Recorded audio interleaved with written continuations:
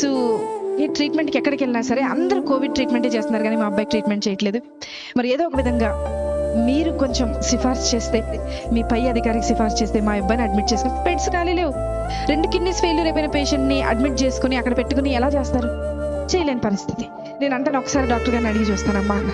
Doctor గారిని అడిగితే doctor గారు అన్నారు, 2 కిడ్నీల ట్రీట్మెంట్ ప్రస్తుతానికి మనం స్టార్ట్ చేయాలి అని అన్న. బేసిక్గా ఒక రోజుకి 24 గంటలకి 1.5 లక్షల రూపాయలు అవుతాయి. Corporate hospital.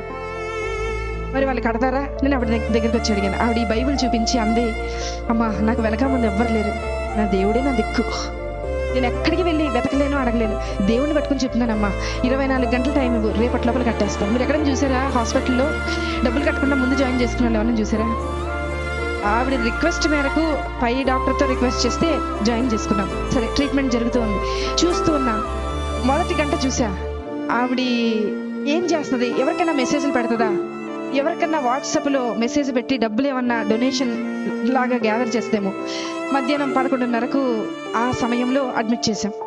12:30 అవ్వింది. అందరినీ అడిగా, ఆవిడ ఉన్నారు కదా, ఆవిడ ఏం తిన్నారో ఒకసారి అడుగుతారంటే మా నర్సులు అందరూ అన్నారు, మేడం ఆవిడ మోకరించింది, ప్రార్థన చేస్తుంది, అసలు మేము వెళ్తున్నా పక్కకి తప్పుకోవట్లేదు మేడం, మేము అలాగే ట్రీట్మెంట్ చేసి వచ్చేస్తున్నాం అన్నారు. సరే, ఆవిడని డిస్టర్బ్ చేయదు. మధ్యాహ్నం 1:30 అయింది, చూశాను ప్రార్థన చేస్తుంది. సాయంత్రం 4:30 అయింది, చూశాను ప్రార్థన చేస్తుంది. రాత్రి 6:30 అయింది, చూశాను ప్రార్థన చేస్తుంది. రాత్రి 9:30 అయింది, చూశాను ప్రార్థన చేస్తుంది. రాత్రి 11:30 అయింది, అంటే ఆవిడ మోకరించి 12 గంటలు అవుతుంది, ప్రార్థన చేస్తుంది.